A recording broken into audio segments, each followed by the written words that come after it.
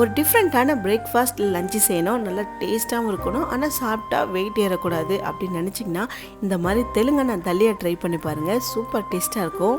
இந்த தலியா செய்யறதுக்கு முன்னாடி இதுக்கு ஒரு மசாலா ரெடி பண்ணிக்கலாம். ஒரு பேனில் 1 டேபிள் ஸ்பூன் ஃபுல்லாக வேர்க்கடலை சேர்த்துக்கலாம். இது கூட 2 டேபிள் ஸ்பூன் துவரம்பருப்பு, இது கூடவே 1 டீஸ்பூன் தனியா, 1 டீஸ்பூன் சீரகம், 1 டீஸ்பூன் மிளகு, 5 பல் பூண்டு, கொஞ்சமாக கருவேப்பிலையும் சேர்த்துக்கலாம். இது கூட இந்த பொடிக்கு வரமிளகாலாம் தேவையில்லை, தேவைப்பட்டால் நீங்கள் எக்ஸ்ட்ரா கொஞ்சம் மிளகு கூட சேர்த்துட்டு நல்லா வறுத்து எடுத்துக்கலாம்.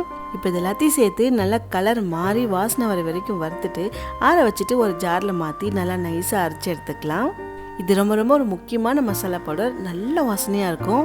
அது அப்படியே இருக்கட்டும். இப்போ ஒரு பேனில் ஒரு 2 கப் ஃபுல்லாக தண்ணி சேர்த்துக்கலாம். இதில் 1 டீஸ்பூன் சீரகம் சேர்த்துட்டு இந்த மாதிரி சாமை அரிசி வந்துட்டு நான் ஒரு 2 மணி நேரம் ஊற வச்சுருக்கேன். ஒரு 2 டேபிள் ஸ்பூன் அதை வந்துட்டு இது கூட சேர்த்துக்கலாம். சாமை இல்லைனா வரகு, திணை எது வேணாலும் சேர்த்துக்கலாம். இப்போ எல்லாத்தையும் சேர்த்து நல்லா மிக்ஸ் பண்ணிவிட்டு கொஞ்ச நேரம் மூடி வச்சுருங்க, கொஞ்சம் வேகட்டும். 1 கப் ஃபுல்லாக ராகிமா ஒரு பவுலில் சேர்த்துட்டு இதுக்கு 3 கப் ஃபுல்லாக தண்ணி சேர்த்துட்டு நல்லா தண்ணியாகவே மிக்ஸ் பண்ணி எடுத்துக்கலாம். ரொம்ப திக்காக இருக்கக்கூடாது, நல்லா தண்ணியாகவே ரெடி பண்ணி வச்சுக்கலாம். சின்னதாக கட்டி கூட இல்லாமல் நல்லா மிக்ஸ் பண்ணிவிட்டு இதை அப்படியே மூடி வச்சுருங்க. ஒரு 1/4 மணி நேரம் அப்படியே இருக்கட்டும். இந்த அரிசி போட்டு ஒரு 5 நிமிஷம் தான் இருக்கும். நல்லாவே வெந்துருச்சு. இங்கே பாருங்கள், நானே உங்களுக்கு அழுத்தி காமிக்கிறேன். முக்கால்வாசி வெந்துருச்சு. இந்த ஸ்டேஜில் ஒரு கைப்பிடி ஃபுல்லாக அரைக்கீரை சேர்த்துக்கலாம், இல்லைனா சிறுகீரை, பாலக் எது வேணாலும் சேர்த்துக்கலாம். கீரை சேர்த்து நல்லா மிக்ஸ் பண்ணி விட்டுருங்க. ரொம்ப நேரம் வேக வைக்கக்கூடாது. கீரை வந்து 2 நிமிஷத்துலேயே நல்லா வெந்துடும். இப்போ அடுப்பை மீடியம் ஃப்ளேமில் வச்சுட்டு இந்த மாதிரி நம்ம கரைச்சி வச்சுருக்க ராகி மாவு சேர்த்து நல்லா கலந்து விட்டே இருங்க. கட்டி கட்டியாக ஆகாமல் நல்லா மிக்ஸ் பண்ணி விட்டுருங்க. கீரை நம்ம வேக வச்ச சாமை அரிசி அது கூட ராகி மாவு எல்லாத்தையும் சேர்த்து நல்லா மிக்ஸ் பண்ணும்போது கொஞ்சம் திக்காக மாறும். இந்த ஸ்டேஜில் நம்ம அரைச்சி வச்சிருந்த பொடி இது கூட சேர்த்துக்க போகிறோம். பொடி வந்துட்டு ஃபுல்லாகவே சேர்த்துக்கலாம். நான் எவ்வளோ மெஷர் பண்ணணும் அந்த அளவுக்கு தான் பொடியும் அரைச்சிருக்கேன். இது ஃபுல்லாத்தையும் சேர்த்துட்டு கொஞ்சமாக உப்பு சேர்த்துட்டு நல்லா கலந்து விட்டுறலாம்.